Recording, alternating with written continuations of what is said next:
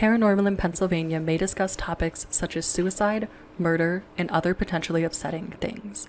Listener discretion is advised.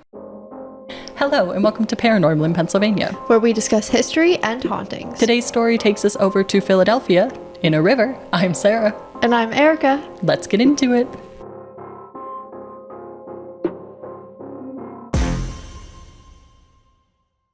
This season, we're being sponsored by our friends at Haunted US. They travel the country bringing you real stories of American hauntings every Thursday at hauntedus.com. So today we're talking about the Moshulu, which I'm realizing in this moment I may be pronouncing incorrectly. I've never looked it up. But it's Moshulu. That makes sense to me. It's got to be Moshulu. Yeah. So this is a ship that is in Philadelphia in one of the rivers that I still don't know, despite the fact that everybody asked me a million times, but it's not at Penn's Landing. Okay. So the other river. The other one. I don't know. And I didn't know that this was a haunted ship in Philly. I actually didn't even know that there was a restaurant on a ship in Philly. But I was visiting the area, and Hannah of Horror Hour with the Hannahs said, let's get brunch and let's do it at a haunted place. I know, friends that get it. Yes. And it's nice because when I showed up, she was like, I've already taken some content for you, which is like, it's obviously we have non-content creator friends, but it is nice when we are with content creating friends because they get it. Yes. We're not being rude. I just need to video everything. Right. And we actually also had another friend join us, Olivia of No Shelf Control, who has a bookstagram and has been on a previous episode.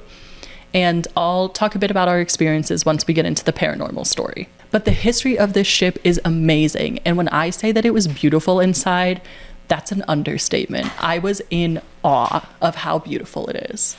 It's like completely redone, completely stunning. I don't even know how to describe it. Does it look modern, or does it look redone in the time that the ship was built? It's modern.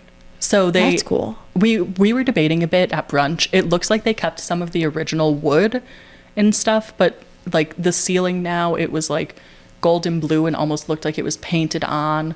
And there were these trendy chairs with like black and white women's faces on them and like a paper mache whale hanging. It was just really cool. Yeah, that's so cool. Yeah, really cool. So the Moshulu is actually the world's oldest and largest square-rigged sailing vessel still afloat, which is really cool. Yeah. It was built in 1904 for a German company. And I thought about that. I was on a ship that's 120 years old. That's amazing. No, that is. Honestly, it's surprising to me how long they last. Mm-hmm. But right. They really do. I know. I was like, okay. Especially like when knowing the history now, it's been through a lot. So initially it was used to transport coal, coke, and nitrate.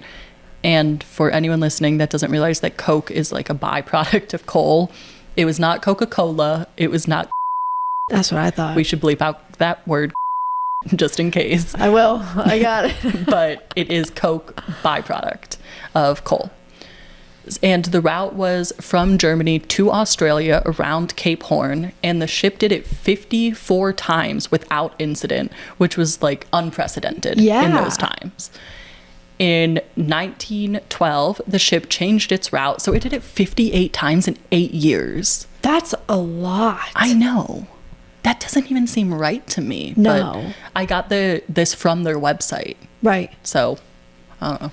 So it changed its route in 1912, and it actually wound up in an American port in 1917, where it was confiscated by the U.S. Navy for World War I. That makes sense. Yeah. But it's kind of crazy because it's like, this is a German ship. They're like, I don't care. Mine now. Yeah. It's like, I guess you could do that. Right. I don't even know. Well, you know how there's the trope, which this might be real, but there's the trope of like, there's no law in open waters. Yeah, but it was in an American port. I guess you're right. That is like real close to land. There had to be some kind of. And that's a good question though, because in in international waters, I think it's international court that has it. Oh. But I don't like, what is the international court? It's like the. The International Maritime Law, David just said. So apparently it is a thing. I was going to say that's like the they committee, but apparently it's real. We just don't know much about nautical things. No. So it was renamed the Moshulu, that was not the original name, to honor a Native American of the Seneca tribe, and it means one who fears nothing. And it was actually, I can't remember which president it was, but it was renamed by a first lady.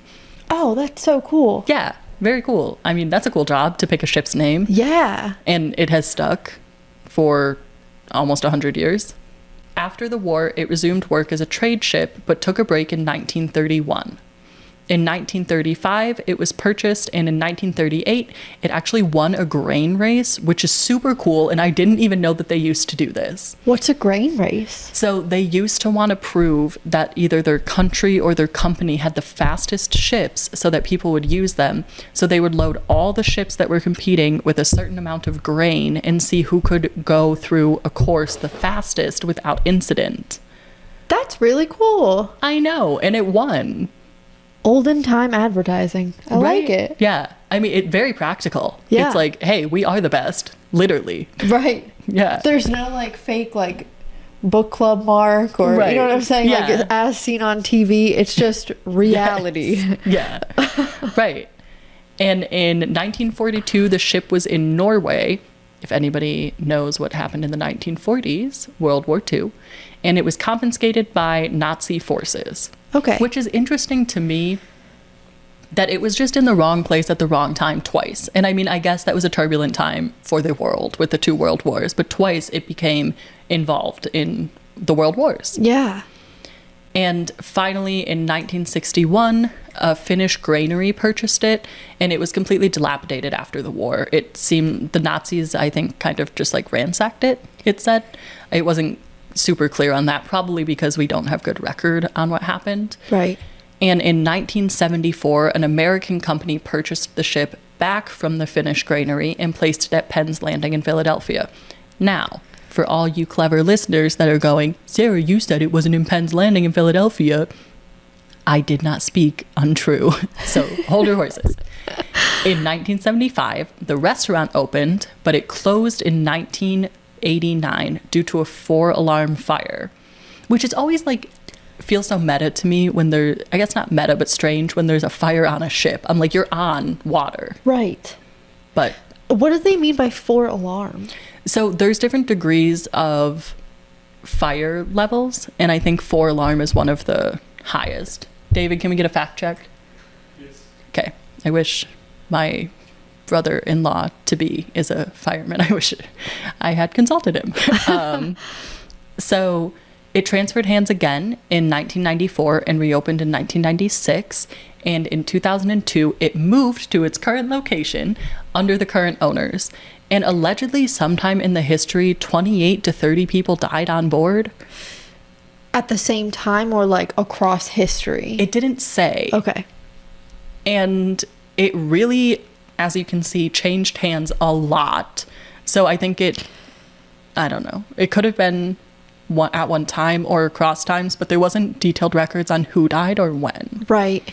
So the 4th alarm fire is the second highest. Ah. 5 alarm being the highest. Okay. And apparently it has to do with the number of engine companies required to put it out or ladder companies. Oh, so in case the mics didn't pick up David, 5-alarm is the highest. So this is the second highest.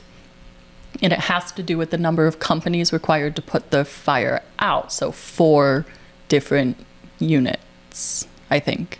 Nobody quote me on this. So again, it's been through a lot, changed hands a lot, used to be a warship, and is absolutely stunning right now. The food was also incredible.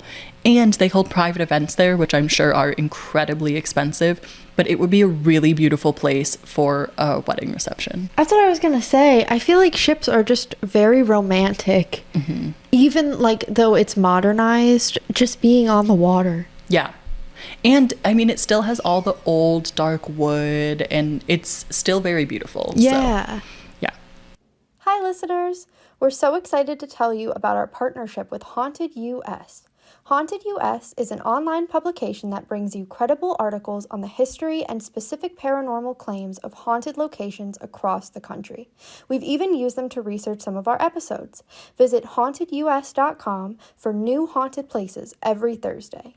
So now, the paranormal story. And again, we do the history and the hauntings to try to link back some of the paranormal activity to the history. But with something like this, it's so fastly changed hands and has such little record of what actually happened that it's more challenging to make the direct linkage.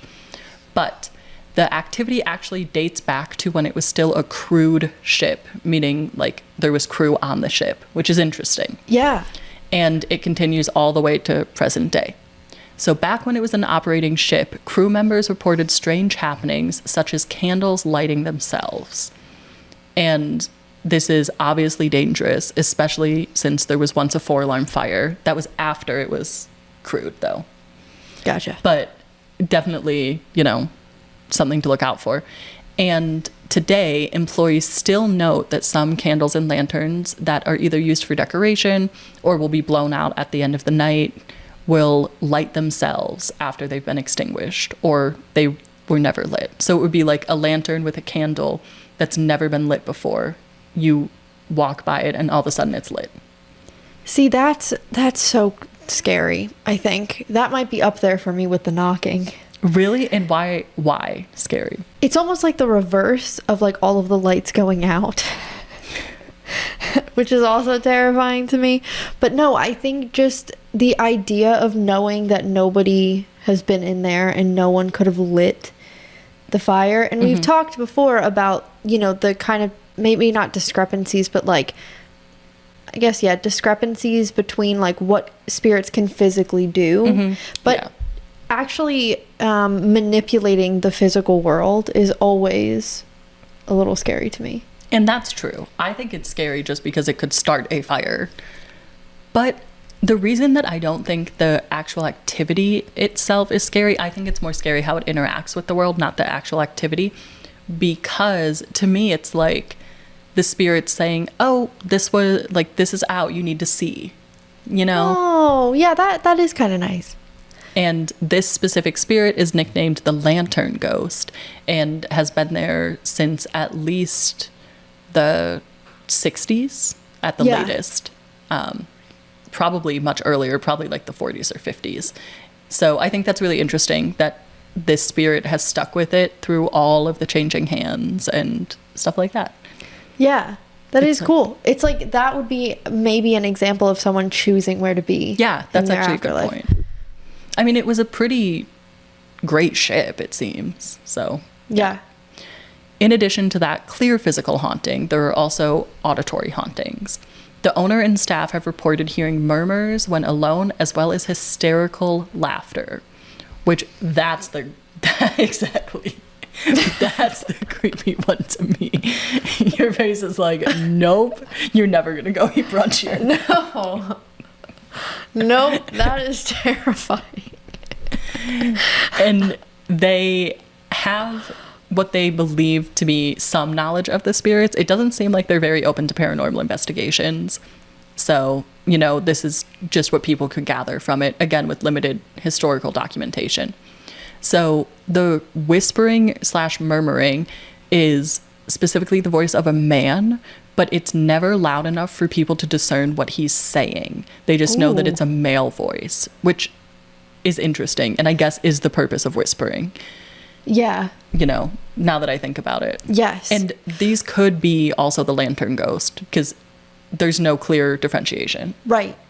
Can you really tell the gender of someone's voice from whispering? I don't know. I thought that. It's especially if it's like, I'm like, how, what? Right. That all sounds the same. It's just sounds. Right. There's no tone if you're Right. whispering. Right. Yeah, I don't know how. That's a great question. But he does not appear, or they, since, I'm going to take your stance of, do we really know? So they don't appear to be triggered by any event. Instead, they're just always around. And I take it as a previous crew member that was whispering to another person, or maybe even trying to communicate with the living unsuccessfully. I think people think it's a man now that I say that part. I think people think it's a man because women wouldn't have really been on the ships while they were operating. That does make sense. But that doesn't mean that it's definitely a man. Right. So, who knows? Right. The laughter, again, the part that I think if I had heard it would send chills up my spine. It's believed to actually be a female spirit, and that's why I think it's interesting to point out that it was primarily men on the ships. And I think with laughter, you can't always tell, but you're more likely to be able to listen to the tone. But it does primarily come from the women's bathroom, which is part of the reason that they think that. Right. And I did not use the bathroom while I was there, but Hannah did. And if anybody remembers, she had a very spooked experience in the McGillen's Ale House bathroom that we went to with her. The doors were rattling on their own, and she did not have anything here, which, I mean, it's bittersweet. I'm happy she could have a calm bathroom experience, but I also love when we have paranormal experiences. If I was in that bathroom and I heard hysterical laughing, I don't even know. I don't even think I would take the time. I would be walking out of the I would be sprinting out of the bathroom if I was wearing pants with, like, just everything undone. Like, I'm just, like, burying it all to the public. Because there is no way I would stay in that bathroom.